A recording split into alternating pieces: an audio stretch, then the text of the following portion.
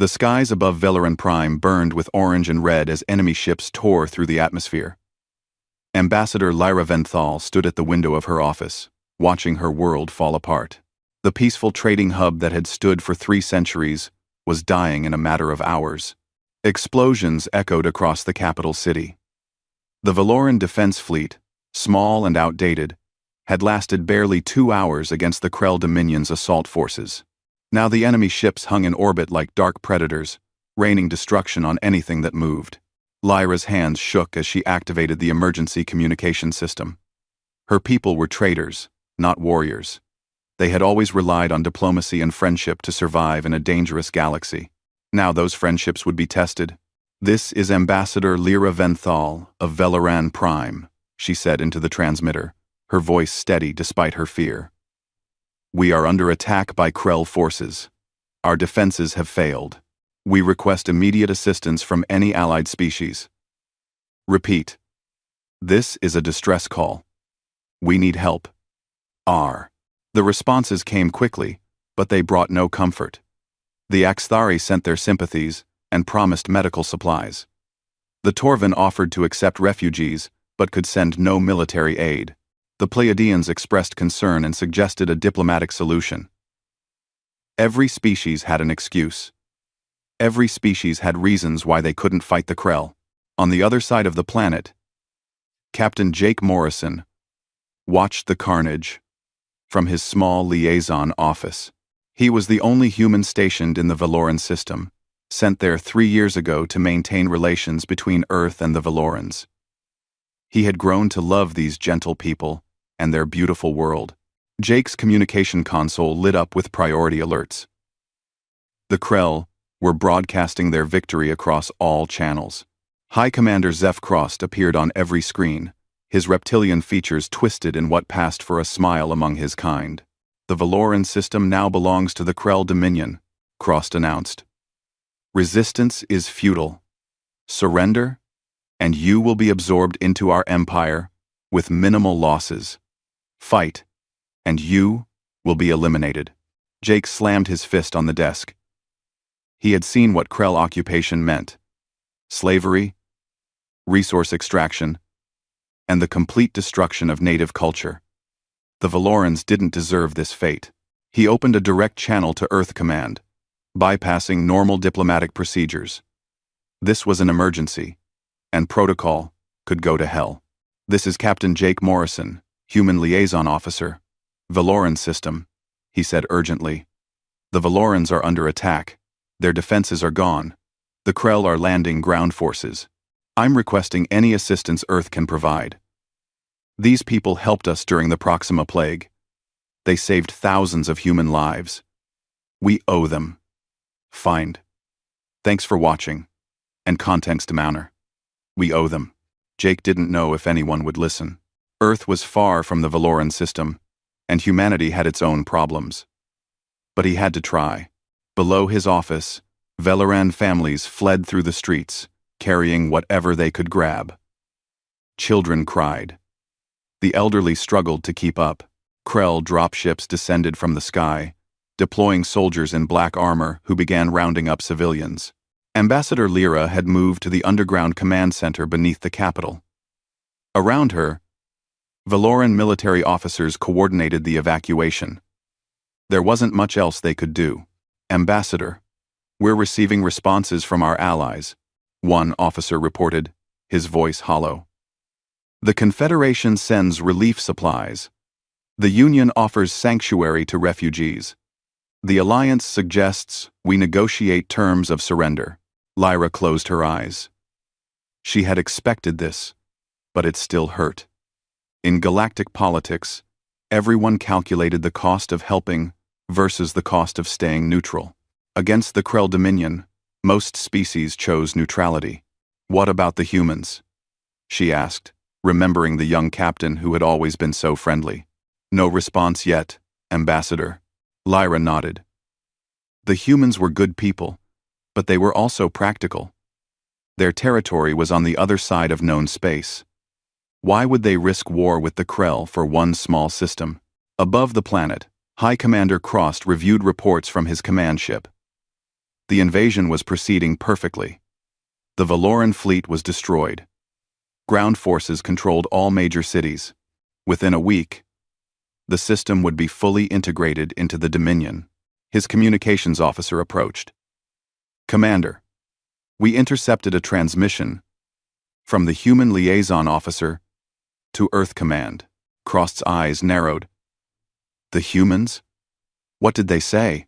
"A request for assistance, Commander." The human captain asked his superiors to send aid. Krost laughed, a harsh sound that echoed through the bridge. "Aid? Let them send their aid. Food, medicine, perhaps a few counselors, to help the Valorans accept their new reality. The humans are merchants and explorers, not warriors. They pose no threat." His second-in-command seemed less certain. "Sir, intelligence reports suggest the human military is more capable than we assumed." "Capable of what?" Krost snapped. "They have never fought a major war. They have no territorial ambitions. They prefer trade agreements to conquest. I have 150 warships in this system. Even if the humans send a fleet, which they won't, they would send perhaps 20 ships at most.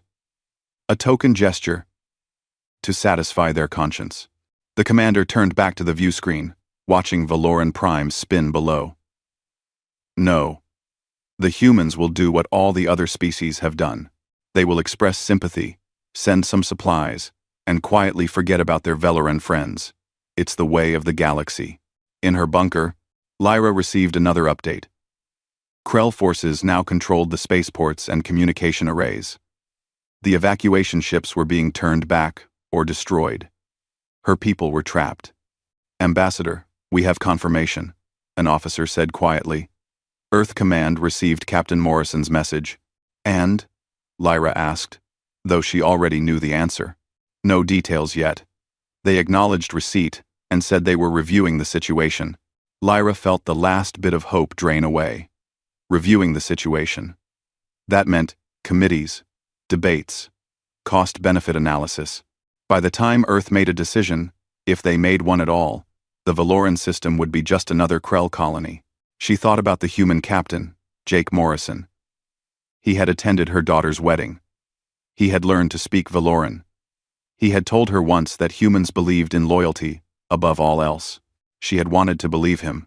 Now, watching her world burn on the monitors, she realized that loyalty was a luxury only the strong could afford. And in this galaxy, against the might of the Krell Dominion, no one was strong enough to stand for the Valorans. Outside, the Krell ships continued their bombardment. Inside the bunker, the Valoran people waited for the end. And somewhere far away, across the vast darkness of space, Earth Command was reviewing the situation. The message from Captain Jake Morrison arrived at Earth Command headquarters during the night shift.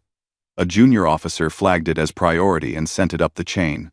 Within an hour, it reached the desk of Admiral Lisa Grant. Lisa had been in the military for 30 years. She had seen wars, peacekeeping missions, and disasters. She had learned to stay calm in any crisis. But when she read Jake's report, her jaw tightened. She immediately forwarded it to the Joint Chiefs and requested an emergency meeting. By dawn, the top military commanders of Earth sat around a conference table, reviewing the situation. "The Valorans are under attack," Lisa said, displaying images of the Krell assault on the main screen. "Their defenses collapsed in hours. The Krell are occupying their homeworld as we speak." General Frank Cooper, head of the Marine Corps, leaned forward. "How many Krell ships?" "Approximately 150 warships, plus support vessels and troop carriers," Lisa replied. "They've committed about a third of their total fleet to this invasion." "And the Valoran casualties?" asked someone. "Unknown, but estimates suggest thousands dead already, with more dying as the occupation continues." The room fell silent. Everyone present knew about the Valorans. 20 years ago, when a plague hit the human colony on Proxima 7, the Valorans had arrived with experimental medicine and medical teams. They had stayed for 6 months, working around the clock, refusing payment. They had saved over 15,000 human lives. Colonel Marcus Webb spoke up. We owe these people. They helped us when we needed it most. Agreed, Lisa said.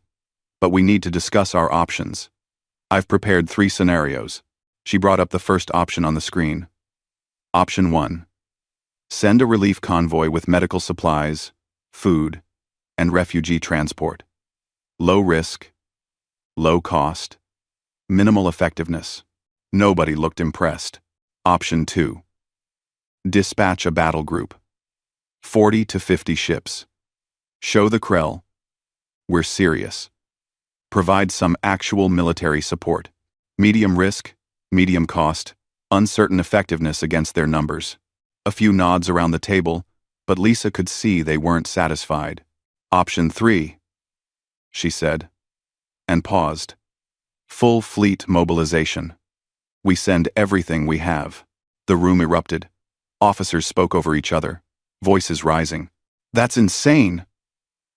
We're talking about risking our entire military for one system. The Krell will see it as a declaration of war. Lisa let them argue for a moment, then raised her hand for silence. I know it sounds extreme, but consider this. If we send a small force and it fails, we look weak. If we send nothing, we abandon our allies, and every species in the galaxy learns that human friendship means nothing. But if we send everything, we send a message that cannot be misunderstood. What message? General Cooper asked. That humanity protects its friends. That when you help us, we remember. That attacking our allies means facing the full might of Earth. Odernon. Before anyone could respond, the door opened. President Daniel Hayes entered the room. Everyone stood. Sit, the president said. He looked tired but determined. I've been briefed on the situation. Admiral Grant, present your options again. Lisa went through all 3 scenarios. The president listened without interruption. When she finished, he was quiet for a long moment. 20 years ago, I was a doctor on Proxima 7, he said finally. I watched Valoran medical teams work 30-hour shifts to save our people. I watched them cry when patients died, even though those patients were aliens to them. I held the hand of a Valoran nurse who died from the plague she caught while treating our sick. He looked around the room. We are not a species that forgets our debts. We are not a species that calculates the minimum response when our friends are dying. Option 3. Mobilize the fleet. The room exploded again, but the president's voice cut through the noise. I understand the risks. I understand the costs. But I also understand what it means to be human. We pay our debts, and we protect our friends. Admiral Grant, you have 48 hours to assemble the fleet. Lisa stood and saluted. Yes, sir. Within minutes, orders went out to every human military installation in known space. Carriers recalled their crews from shore leave. Battlecruisers suspended maintenance operations. Destroyers broke off from patrol routes. Support ships loaded supplies at maximum speed. The mobilization was unprecedented. Nothing like it had happened since the Unification Wars 50 years ago, when Earth's nations had fought together against colonial separatists. At the Mars shipyards, 6 carrier groups prepared for deployment. Each carrier held hundreds of fighters and bombers, along with support craft. The flagship, UES Valiant, underwent final weapons checks. Admiral Lisa Grant transferred her command to the Valiant. As she walked through the corridors, she saw crew members preparing for battle. Young faces, nervous, but determined. They all knew what they were heading into. Captain Jake Morrison received new orders: stay in the Valoran system, maintain contact with the Resistance, and prepare for fleet arrival. He couldn't believe the response. 300 ships. Earth was sending 300 ships. He immediately tried to contact Ambassador Lyra, but Krell jamming blocked most communications. He sent encrypted messages through underground channels, hoping they would reach her. Around the galaxy, other species watched in disbelief. Intelligence services intercepted human military transmissions. Analysts tried to understand what was happening. The Xthari ambassador to Earth requested an emergency meeting. President Hayes, we've detected massive fleet movements. Are you really sending your entire military to the Valoran system? Yes, the president replied simply. But why? It's one system. The cost, the risk. It's not logical. The president smiled coldly. Perhaps logic isn't everything, Ambassador. Perhaps some things matter more than calculations. The Torven High Council sent a warning. Human aggression against the Krell Dominion could destabilize the entire sector. Earth's response was brief. We're not the aggressors. We're defending our friends. On the Krell homeworld, intelligence officers rushed to inform their leadership. High Command initially dismissed the reports as errors. No species would commit their entire fleet to rescue another. It was madness. But as confirmation came from multiple sources, the Krell leadership began to worry. They sent urgent messages to War Master Drax, commanding the occupation forces in the Valoran system. Drax received the warnings with contempt. So the humans are sending ships. Good. We'll destroy them and teach them not to interfere in Krell affairs. He ordered 30 warships to the edge of the Valoran system to intercept the human fleet. It would be more than enough, he thought. The humans were shopkeepers playing at war. Back on Earth, the fleet assembled at Rally Point Sigma, just outside the solar system. 317 ships in total. 6 carrier groups, 15 battlecruisers, 50 destroyers, dozens of frigates, corvettes, and support vessels. Admiral Lisa Grant stood on the bridge of the Valiant, watching the tactical display. Every ship reported ready. Every crew member knew what they were fighting for. All ships, she broadcast on the fleet channel. 20 years ago, the Valorans saved 15,000 human lives. Today, we repay that debt. Today, we show the galaxy what human loyalty means. Prepare for jump to faster-than-light travel. Destination: Valoran Prime. The fleet acknowledged. 317 ships aligned their jump drives. Execute jump, Lisa commanded. Space rippled and tore as the largest human military force ever assembled vanished from Earth's solar system, heading toward a small trading world on the edge of known space, where peaceful people waited to die, and ruthless conquerors celebrated their easy victory. In 48 hours, the Krell would learn that humans don't do anything halfway. 3 days after the invasion began, High Commander Zeph Crost stood in what used to be the Valoran Council chamber. Krell soldiers had stripped the elegant room of its artwork and replaced it with military equipment. Victory banners hung where peace treaties once decorated the walls. Crost looked out over the occupied capital city. Smoke still rose from several districts. Krell patrols marched through streets where Valoran civilians hurried past with their heads down. Everything was proceeding according to plan. The resource extraction facilities are operational, his second-in-command reported. We've identified mineral deposits worth 10 times our initial estimates. This conquest will pay for itself within a year. Excellent, Crost said. And the resistance? Minor. Small groups conducting hit and run attacks. Nothing we can't handle. We've rounded up their leaders. Or most of them. The population is broken. Crost nodded with satisfaction.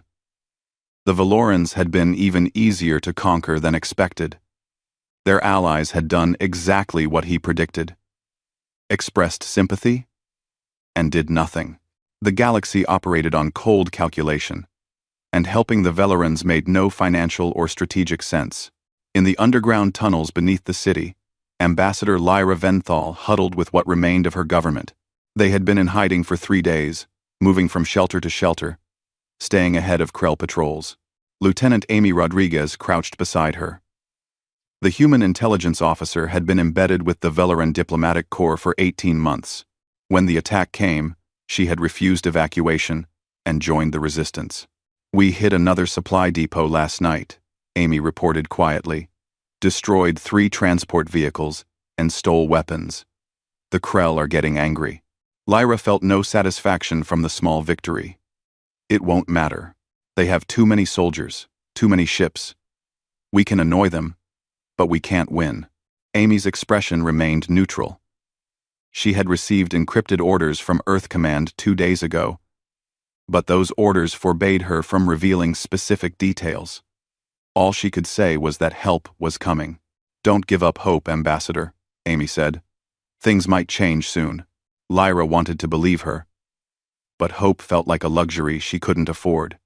The other species had made their positions clear. The Valorans were alone. Above the planet, War Master Drax commanded the Krell occupation fleet from his flagship. He was a veteran of 20 campaigns and had never lost a battle. This operation was almost boring in its simplicity. His communications officer approached. "War Master, we've intercepted additional human transmissions. Our intelligence suggests they may be deploying ships to this system." "Our War Master." Drax barely looked up from his tactical display. "How many ships?" Unclear, sir. The transmissions are encrypted, but based on power signatures and communication patterns. Possibly a small fleet. Define small. 20 ships, perhaps 30 at most. Drax laughed. "The humans are sending a token force to make themselves feel better." "Very well. Assign a patrol group to intercept them. 30 of our ships should be sufficient to destroy whatever the humans send." "Yes, War Master." Drax returned to planning resource extraction routes. The human fleet was barely worth his attention. Down in the resistance tunnels, Amy Rodriguez gathered intelligence from her network. She had made contact with Valoran fighters across the planet, coordinating attacks on Krell positions. The enemy was powerful, but they were also overconfident. A young Valoran fighter named Keth approached her. "Lieutenant, we intercepted a Krell transmission. They're talking about human ships." Amy's expression didn't change. "What did they say?" "They're sending 30 ships to the system's edge. They think the humans are coming." Amy allowed herself a small smile. 30 ships? That's interesting. "Will the humans really come?" Keth asked. "Our allies abandoned us. Why would Earth be different?" Amy thought about her orders, about the massive mobilization happening across human space. On the Krell command ship, High Commander Crost hosted a victory celebration. Officers from across the occupation force gathered to toast their conquest. Music played, though it sounded harsh to Valoran ears. The Krell drank their traditional victory wine and made speeches about the glory of the Dominion. "To easy victories," Crost said, raising his glass. "The Valorans have proven that pacifist species make the best targets. Their allies proved that galactic powers care only for themselves. And soon, the humans will prove that even their legendary stubbornness has limits." The officers cheered. They had all heard stories about humans, about their unusual tendency toward loyalty and emotion. But stories meant nothing against military reality. The Krell had 150 warships in the system. What could a small human relief force do? At the edge of the Valoran system, the Krell patrol group took position. 30 warships spread out in an interception pattern. Their commander, a young officer named Vex, felt excited. This was his first chance to fight the famous humans. "All ships, maintain formation," he ordered. "When the human fleet arrives, we destroy it immediately. Show no mercy. The Dominion does not tolerate interference." His sensor officer monitored the detection grid. "Commander, we should see them soon. Human faster-than-light drives create a distinctive energy signature. Good. I want them to see us waiting. I want them to know they made a mistake coming here." Back on Valoran Prime, the occupation continued. Krell engineers dismantled Valoran factories and shipped the equipment to Dominion worlds. Krell administrators cataloged the population for labor assignments. Krell soldiers enforced strict curfews and harsh punishments for resistance. Ambassador Lyra watched through hidden cameras as her people suffered. Children were separated from parents. The elderly were pushed aside. The Valoran way of life was being systematically erased. Lieutenant Amy sat beside her, monitoring encrypted communications. Earth Command had sent one final message. Fleet. Arriving in 6 hours. Maintain resistance. Help is coming. 6 hours. Amy checked her weapon and prepared for what she knew would be a crucial moment. The Krell had no idea what was about to hit them. In his command chamber, High Commander Crost reviewed reports. Everything was perfect. The occupation was ahead of schedule. Resources flowed to the Dominion. The local population was subdued, and at the system's edge, his patrol group waited to swat down the pathetic human relief force. He thought about the human captain who had called for help. Jake Morrison. Crost had read the intercepted transmission several times.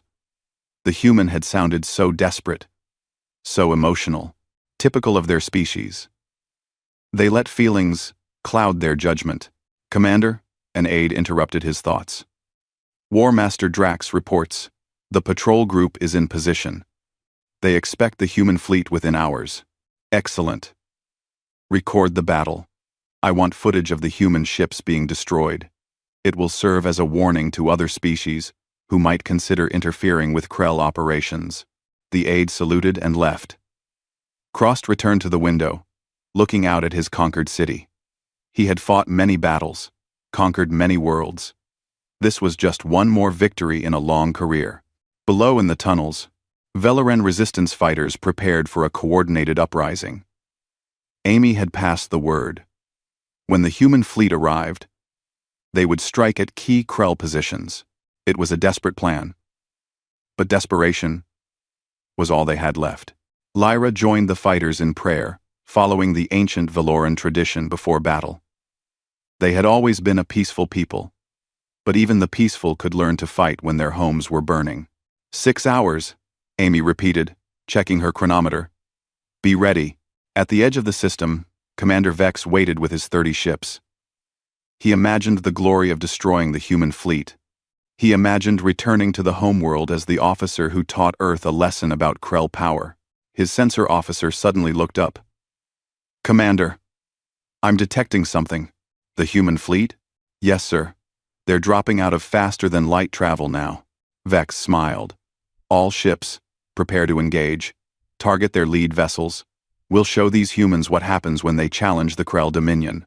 But then, the sensor officer's face went pale. Commander, you need to see this. The main display activated, showing the sensor readings from the edge of the system. And there, dropping out of faster-than-light travel, wasn't a small relief force or a token gesture of support. It was 317 ships in perfect battle formation, stretching across space like an armored wall. Their weapons hot and their intent unmistakable. Commander Vex stared at his sensor display in disbelief. The numbers couldn't be right. His systems had to be malfunctioning. Run diagnostics, he ordered, his voice tight. These readings are impossible. Diagnostics complete, Commander, his sensor officer replied, voice shaking. 317 human vessels, ranging from corvettes to carriers. They're all transmitting active weapon signatures. Vex felt ice in his veins. His patrol group of 30 ships suddenly seemed pathetically small. He had expected to face 20 human ships at most. This was a full invasion force. Contact War Master Drax immediately, he said. And pull our ships back to defensive positions around the planet. On the bridge of the UES Valiant, Admiral Lisa Grant watched the tactical display with satisfaction. The entire human fleet had arrived in perfect formation. Every ship reported ready for combat. Every crew member was at battle stations. Admiral, we're being scanned by Krell vessels, her tactical officer reported. 30 ships at the system's edge. They're pulling back. Let them run, Lisa said. Open a channel on all frequencies. I want everyone in this system to hear what I have to say. The communication officer worked his console. Channel open. Admiral. Broadcasting on all frequencies. Lisa took a breath and spoke clearly. This is Admiral Lisa Grant of the United Earth Forces. The Valoran people are under our protection. Krell forces have 1 hour to withdraw from this system or be removed by force. This is your only warning. Tenety. On Valoran Prime, Lieutenant Amy Rodriguez heard the broadcast through her encrypted receiver. She smiled and turned to Ambassador Lyra. "Did you hear that?" Amy asked. Lyra's eyes were wide. 300 ships? The humans sent 300 ships?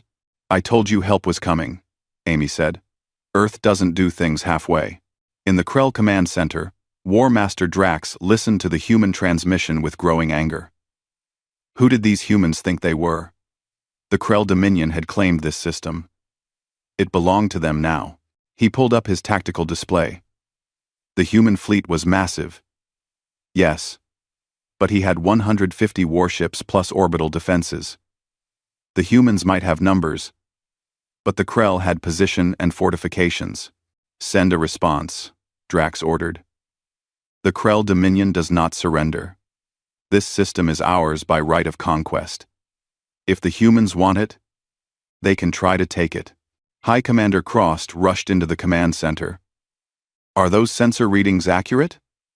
"Yes, Commander," Drax confirmed. "The humans sent their entire fleet." Crost couldn't believe it. Everything he knew about galactic politics said this shouldn't happen. Species didn't risk their entire military for one system. It was irrational, emotional, wasteful. "Why would they do this?" he muttered. "It doesn't matter," Drax said. "We have a strong defensive position. Our ships are dug in around the planet. Our weapons platforms are active.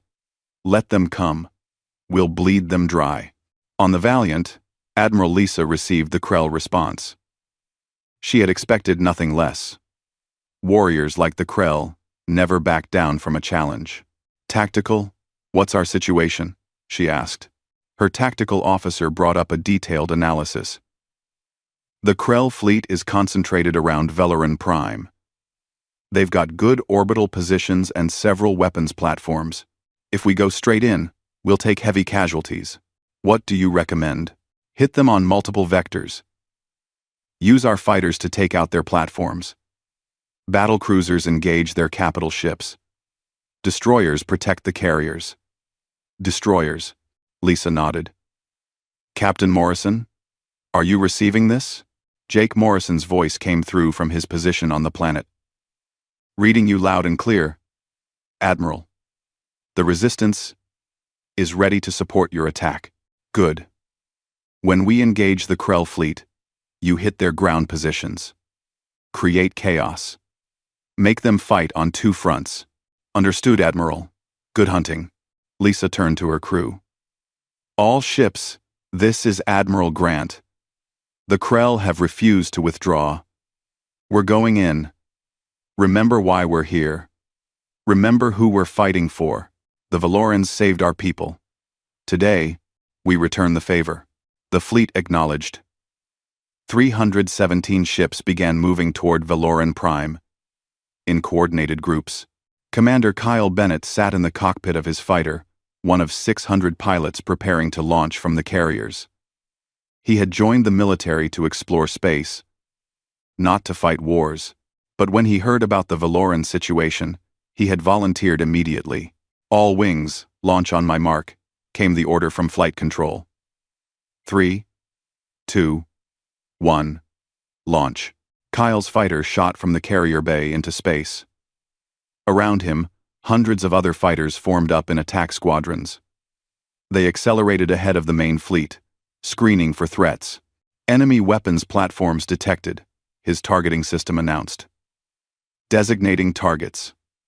Kyle locked onto a Krell platform hanging in orbit. "Wolf Squadron, follow my lead. We take out these platforms before the big ships arrive." His squadron dove toward the enemy position.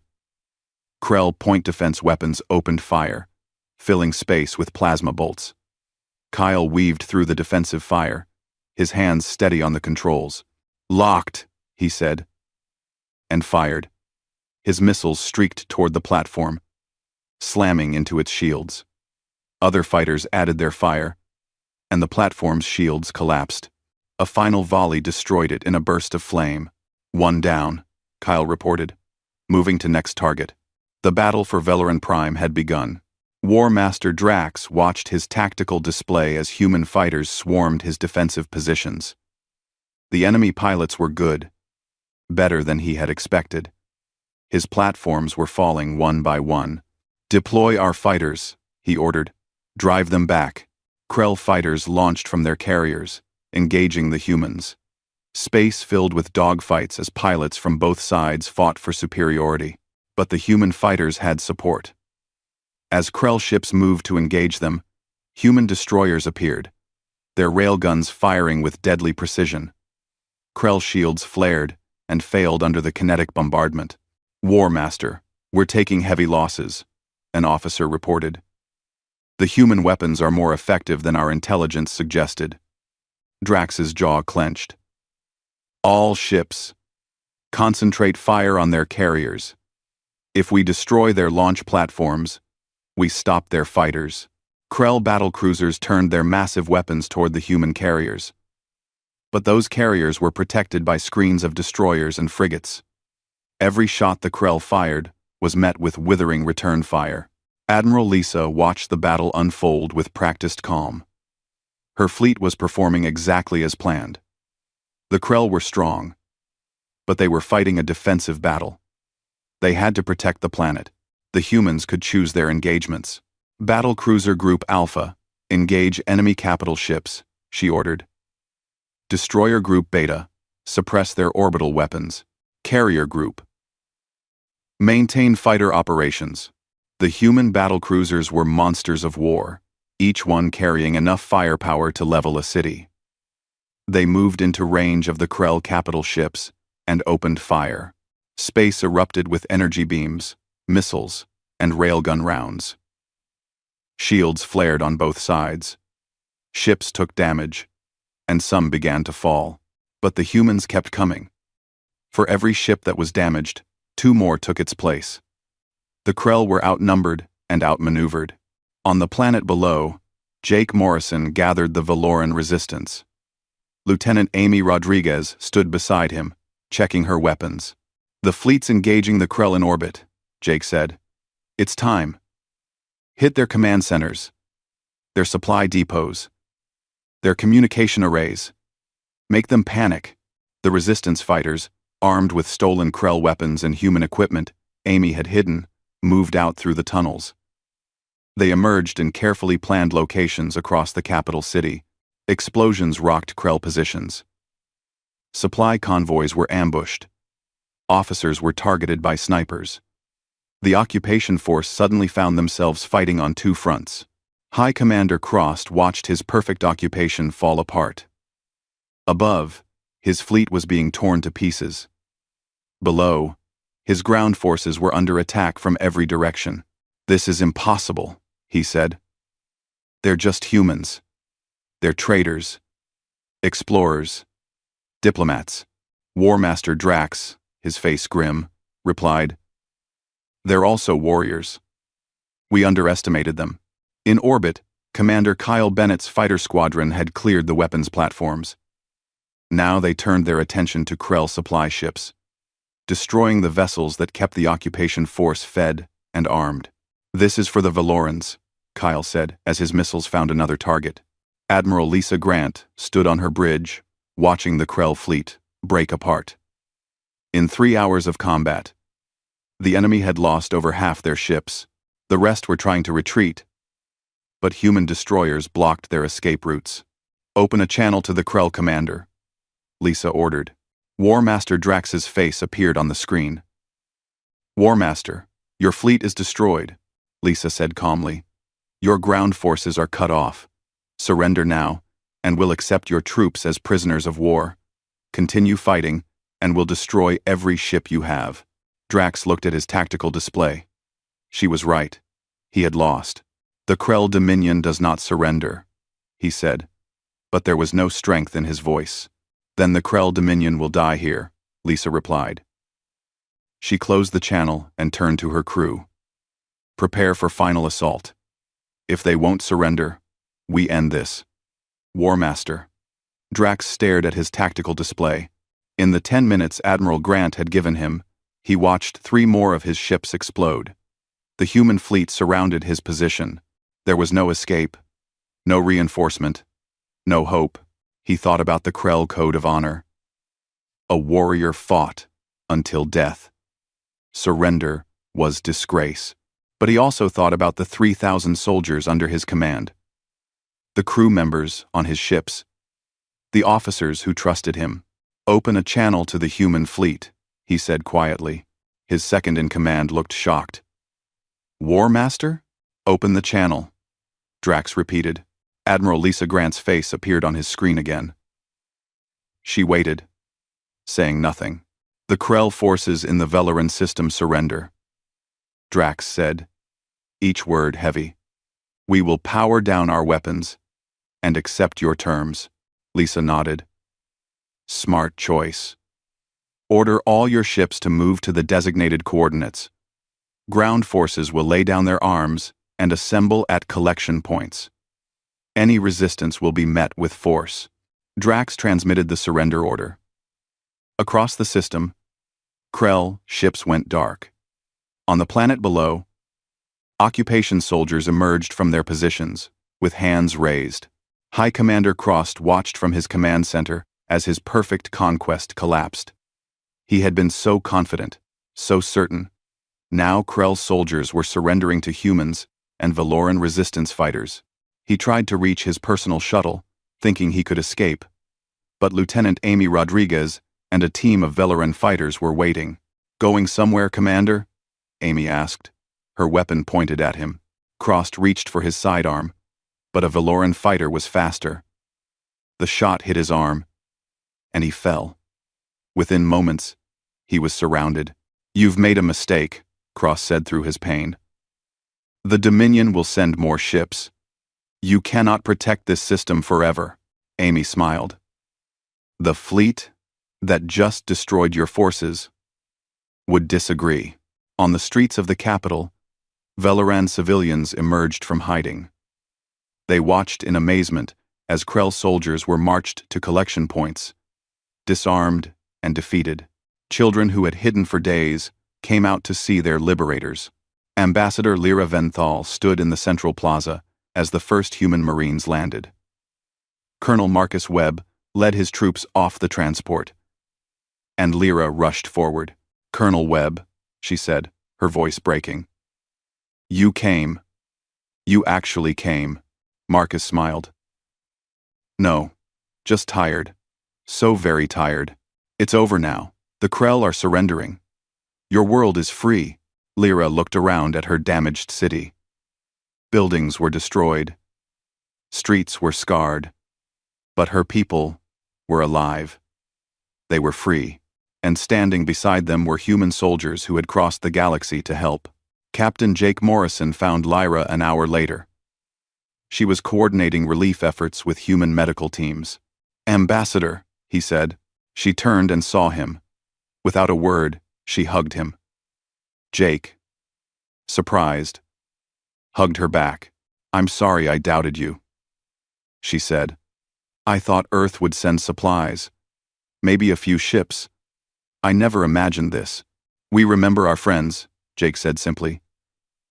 "You saved our people, we saved yours. That's how it works." In orbit, Admiral Lisa Grant stood on the bridge of the Valiant, watching the cleanup operations. Damaged Krell ships were being towed to holding positions. Human engineering teams were already repairing Valoran orbital facilities. "Admiral, message from Earth Command," her communication officer reported. President Hayes appeared on the screen. "Admiral Grant, congratulations. Casualties?" "Light, sir. We lost 4 ships, with another dozen damaged. Personnel casualties are under 500. The Krell lost over 90 ships and surrendered the rest." "And the Valorans?" "Celebrating their liberation, sir. Ground forces report widespread gratitude. We're distributing supplies and beginning reconstruction efforts." The president nodded. "Well done, Admiral. You've sent a message to the galaxy that won't be forgotten." As the days passed, the full extent of Earth's response became clear to the galactic community. Intelligence services from every major species analyzed the battle. Military theorists studied the tactics. Diplomatic corps scrambled to understand the implications. The Galactic Council convened an emergency session. The Krell Dominion filed a formal complaint, claiming human aggression and demanding compensation. The human ambassador, an older woman named Catherine Ross, listened to the Krell diplomat's accusations with barely concealed contempt. "You invaded a peaceful species," Catherine said when he finished. "You destroyed their fleet, occupied their world, and began enslaving their population. And you have the audacity to claim we were the aggressors?" The Krell diplomat sputtered. "The Valorans were a legitimate target. The system had resources we needed. That is how the galaxy works." Catherine stood. "No. That's how you work. The Krell Dominion believes might makes right. That the strong can take what they want. But humanity believes something different. We believe in loyalty. We believe in friendship. And we believe that when someone helps us in our darkest hour, we remember." She looked around at the other delegates. 20 years ago, when plague threatened to wipe out our colony on Proxima 7, the Valorans sent aid. Not a token gesture. Not the minimum required. They sent everything they could. Medical teams stayed for 6 months. They refused payment. They worked until they collapsed from exhaustion. And when the plague mutated and became contagious to them, several Valorans died saving human lives. The chamber was silent. So when the Krell attacked the Valorans, when they sent their distress call, there was never any question what Earth would do. We mobilized our entire fleet. We crossed the galaxy. We fought a superior defensive position and won, because that's what friends do. The council voted on the Krell complaint. The result was overwhelming. The complaint was dismissed. Furthermore, the council ruled that the Krell Dominion would pay reparations to the Valoran people for damages caused during the occupation. The Krell ambassador left in fury, but he also left knowing that the galaxy had changed. On Valoran Prime, reconstruction continued. Human engineers worked alongside Valoran workers to rebuild damaged structures. Human medical teams treated the wounded. Human supply ships brought food, medicine, and materials. But the most significant change was military. Admiral Lisa Grant established a permanent defensive station in the Valoran system, staffed by rotating human battle groups. The message was clear: attack the Valorans, and you attack Earth. 3 months after liberation, Ambassador Lyra stood before a crowd of 50,000 Valorans and their human protectors. The central plaza had been rebuilt, and a new monument stood at its center. The monument showed a human hand and a Valoran hand clasped in friendship. Engraved at the base were simple words: "They sent a fleet." Lyra spoke to the crowd, her voice amplified across the city. "We called for help, and our friends answered. Not with words or token gestures, but with everything they had." The humans teach us that true friendship isn't measured by convenience. It's measured by sacrifice, by commitment, by standing together when darkness comes. She looked at Admiral Lisa Grant, Colonel Marcus Webb, Captain Jake Morrison, and Lieutenant Amy Rodriguez, all standing nearby. "We will never forget what you did for us," Lyra continued. "And we pledge that if ever humanity needs us, we will answer their call with everything we have. That is the debt we owe. That is the friendship we cherish." The crowd erupted in cheers. Humans and Valorans embraced. Music played. Celebration filled the streets. That night, Admiral Lisa Grant stood on the observation deck of the station, looking down at Valoran Prime. Captain Jake Morrison joined her. "Do you think we overreacted?" Jake asked. 300 ships for one system. Some people back home are saying it was too much." Lisa was quiet for a moment. "You know what the problem is with the galaxy? Everyone calculates. Everyone asks, what's the minimum I can do and still look good? Everyone weighs cost against benefit." She turned to face him. "But that's not who we are. When someone helps us, we don't calculate the minimum response. We don't ask what's convenient. We ask what's right. And what's right is standing by your friends, no matter the cost." Jake smiled. The Krell learned that the hard way. They did. And so did everyone else watching. Word is spreading. Species that were on the fence about forming alliances with Earth are reconsidering. They're realizing that humans are different, that we actually mean what we say. Below them, lights from the rebuilt cities sparkled across the planet. Ships from a dozen species orbited peacefully, bringing trade and friendship. You know what I heard today? Jake said. On the other side of the galaxy, two species are negotiating an alliance, and one of them said to the other, "If we do this, we do it the human way. All in. No calculations. No backing out when things get tough." Lisa laughed. The human way. I like that. Me too, Jake said. Me too. Years later, historians would point to the Valoran crisis as a turning point in galactic politics. The moment when species learned that humanity operated by different rules, that humans valued loyalty over logic, friendship over profit, and honor over convenience. The phrase, "they sent a fleet," became common across the galaxy. It meant going beyond expectations.